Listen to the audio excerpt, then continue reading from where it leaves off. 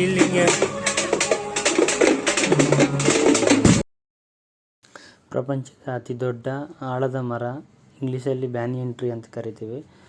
ಇರೋದು ಜಾಗ ಬಂದ್ಬಿಟ್ಟು ಆಂಧ್ರ ಪ್ರದೇಶ ಕದ್ರಿ ಹತ್ರ ತಿಮ್ಮಮ್ಮ ಮರ್ರಿಮಾನು ಅಂತಿದೆ.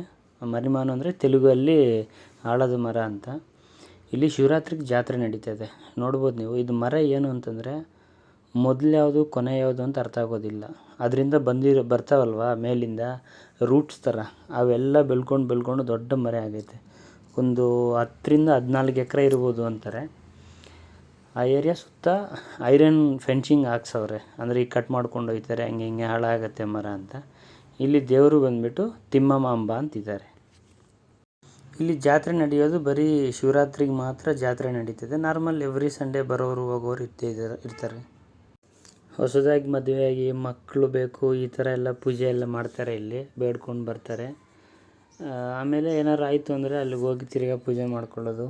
ಅಲ್ಲಿ ಫಸ್ಟ್ ಟೈಮ್ ಕೂದಲು ತೆಗಿತಾರಲ್ವ ಚಿಕ್ಕ ಮಕ್ಕಳಿಗೆ, ಆ ಥರನೂ ಮಾಡ್ತಾರೆ. ಇಲ್ಲಿ ನೋಡಿದ್ರೆ ನಿಮಗೆ ಜೂ ಥರನೂ ಮುಂಚೆ ತುಂಬ ಚೆನ್ನಾಗಿತ್ತು. ಈಗ ಬರೀ ಸ್ವಲ್ಪ ಮಾತ್ರ 1-2-3 ಟೈಪ್ ಜಿಂಕೆ ಅವೆ, ಸ್ವಲ್ಪ ರ್ಯಾಬಿಟ್ಸ್ ಇದ್ದಾವೆ, ಆಮೇಲೆ ಪಾರಿವಾಳನೂ ಇದ್ದಾವೆ ಅಷ್ಟೇ.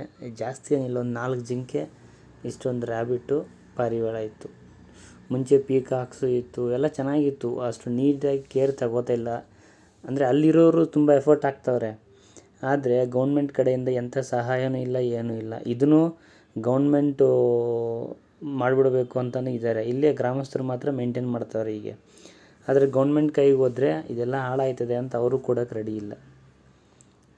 ನಮ್ಮ ಗ್ರಹಚಾರ ಅಥವಾ ಮನುಷ್ಯ ಕೆಟ್ಟತನ ಇಲ್ಲಿ ಅರ್ಥ ಆಯ್ತದೆ ನೋಡ್ರಿ. ಎಷ್ಟು ಚೆನ್ನಾಗಾದರೂ ಇರಲಿ, ಹೋದ ತಕ್ಷಣ ಗಲೀಜು ಮಾಡಿಬಿಡೋದು, ಪ್ಲಾಸ್ಟಿಕ್ ಎಲ್ಲ ಬೀಸೋದು, ಇದೇ ಕೆಲಸ. ಬೇಜಾರಾಗುತ್ತೆ.